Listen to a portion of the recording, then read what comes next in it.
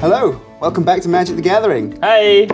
How's it going, Duncan? I'm doing good. Are you ready to play me at Magic the Gathering? I think I am. Now, Lewis wanted us to talk about the decks that we have a little bit and what we've been drawing up in the draft. So, just to go over mine, I mean, this is a bit of a giveaway to you. But I think it's mostly okay because your deck's set and you can't really counter anything. Yeah. My deck is mostly white-blue. I got lucky enough to get a Planeswalker Oh no. as my first card, and so that kind of set the tone for my deck quite early on. It was a simple choice of, well, I'll go for these colors. It's mostly flying, mostly cheap. There's a few counters, but for the most part, all these decks are all these cards are very, very cheap to get out. So we've got like a 2-cost Sky Skiff. That's a vehicle, which is the new mechanic. But things like Gearshift Ace, he's a 2 mana cost. First strike Pilot. The Thriving Ibex is a bit more expensive at 4, but he's still relatively small, low on the curve. And I bolted that with islands and plains. And most of the spells are removal, so they're spells that specifically target Duncan's creatures. Okay. And that's pretty much it. There's a bit of scry in there because it's a blue deck. That's about it. How about you, Duncan? My deck's based on 2 different win conditions. Right. I've got the Aether Flux Reservoir, which is whenever you cast a spell, I gain 1 life. And also I gain a life for each spell I cast this turn, so I can stack it up. When I get 50 life, I can pay that to kill you, or do 50 damage. Has that worked yet? No. I also got another card which doubles all triggered effects. And I got two of those. There's a good synergy with those then. Yeah, so this would double the amount of life I'm getting from that. But also, I got 2 of those, and also it doubles other things. So Thriving Ibex, it says when Thriving Ibex enters the battlefield, get 2 energy. Now this would double that to 4 energy, because it's a triggered event. Oh wow, that's actually a really good card. Same as Accomplished Automon as well, which is Fabricate 1. When this creature enters the battlefield, put a 1/1 counter on it. That would happen twice. Oh. So anything that's triggered like that is, but it's only by artifacts or creatures. So I passed up on that card. But both these would trigger it, for example. Nice. And also I've got, my other win condition is, I got another one. I got this guy here, who's my demon, my legendary demon. He just kills everything. Just -2/-2 on everything else on the battlefield. Oh. And that will get doubled as well by this.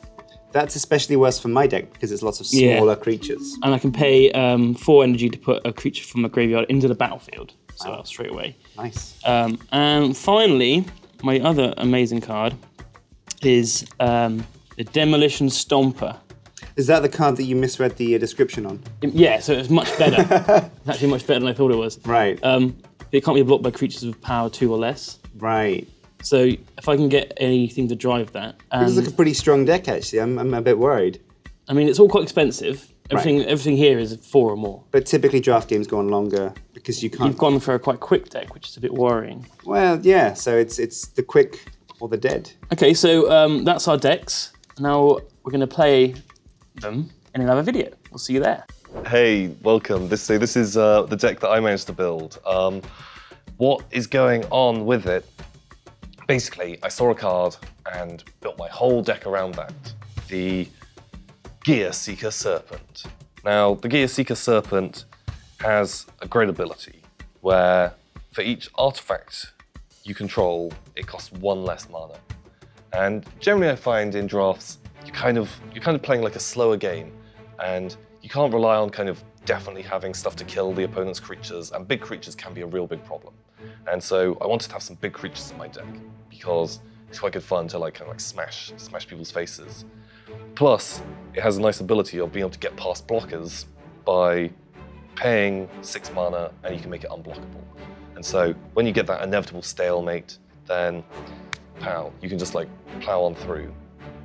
So I was a big fan of that. I thought that was great. And it meant that I could put a whole load of artifacts in my deck. And so I didn't have to commit to what colors I was going to play. So I saw this guy early on and I was like, excellent, I'm going to do a blue deck and take artifacts too. And originally I was going to take some red cards, and I picked up a couple of red cards, but didn't really like the ones that I was getting, and found a couple of nice green ones and thought, you know what, I'm going to do green now.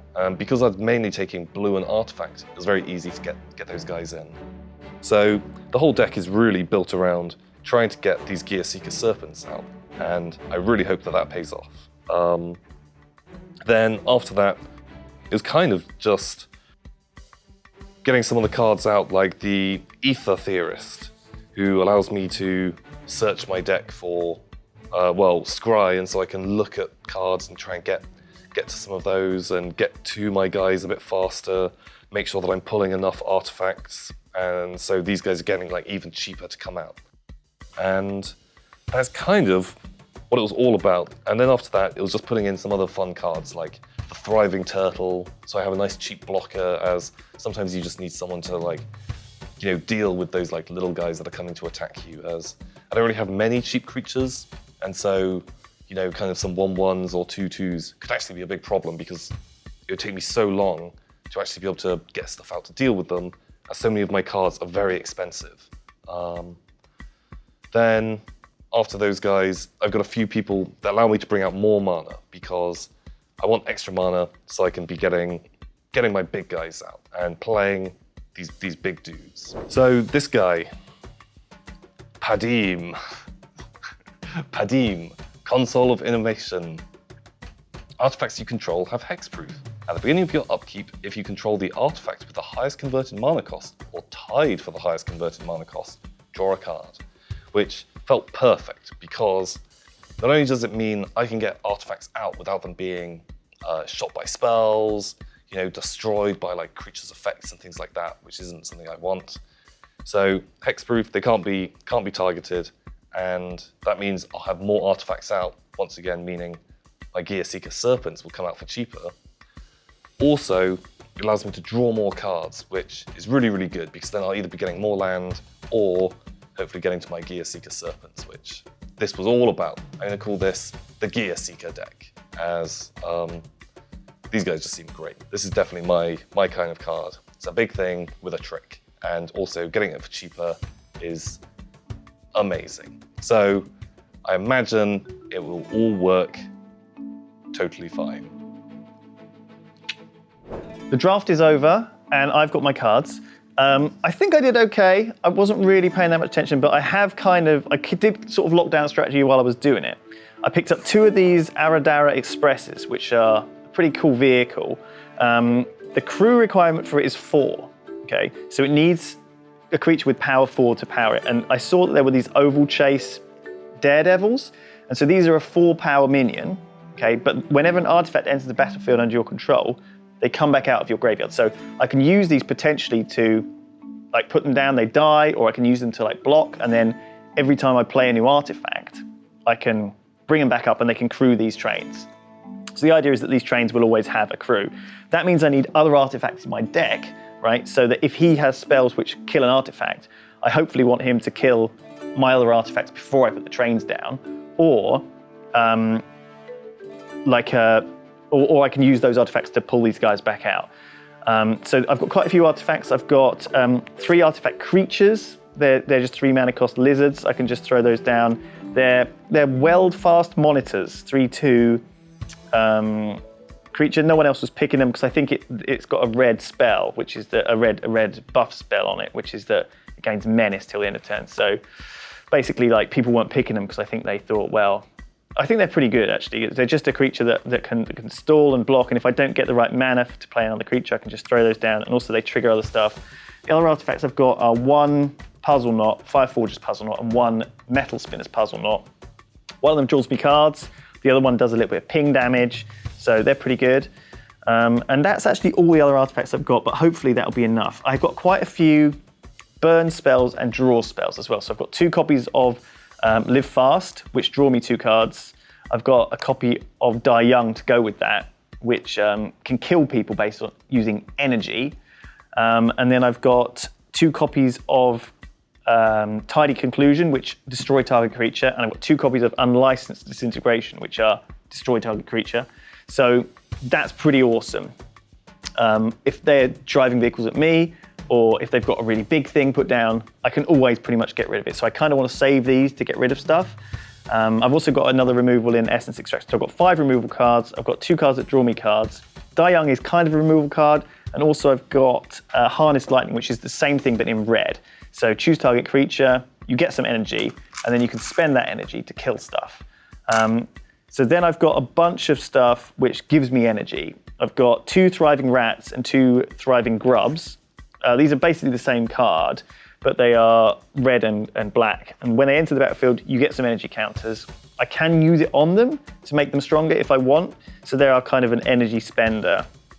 I've got a couple of just good cards in here as well. So the 2 rares that I got were both red rares. One of them is Skyship Stalker. It's a dragon. It's only a 3/3 dragon, but it's only 4 mana cost. It's pretty cheap. And you can spend all of your red mana to make it a lot better, which is actually really, really badass. And then I've got the Territorial Gorger, which is only a 2/2, but whenever I get energy, so if I play any cards that generate me energy, he will get bigger, and he tramples. So there's a potential for me to just wait and then trigger him, generate a bunch of energy. He's massive.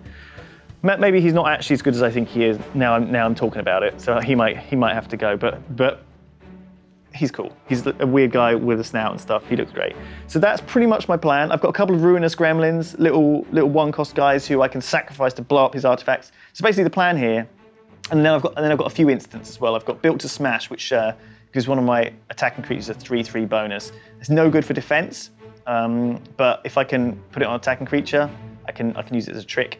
And I've also got a couple of Rush of Vitality, which gives my creatures +1/+0 and makes them lifelink and indestructible. So these are little combat tricks I can pull, which are pretty handy if I end up with an unfavorable trade. Got a couple of extra cards. I've got a rogue that when it dies, Lawless Broker, I can put a +1/+1 token on someone else. I've got a little Artificer fellow who says when an artifact enters the battlefield under your control, you can discard a card and then draw a card. So I can cycle out a bad land if I've got a bad draw or something. So yeah, there's a bunch of stuff here, but the real strategy is kill his stuff, don't let any of it hit me in the face until I get the trains down at the end. When I'm ready to put the trains down, they go down. Find a pilot, either put them down early and resurrect them, or just get a pilot in there and just drive the train through to his face. That's the plan. We're going to see what else everyone else has drafted. We're not going to know what each other's decks are going into it, but by the end we'll probably have a good idea. All right, good luck.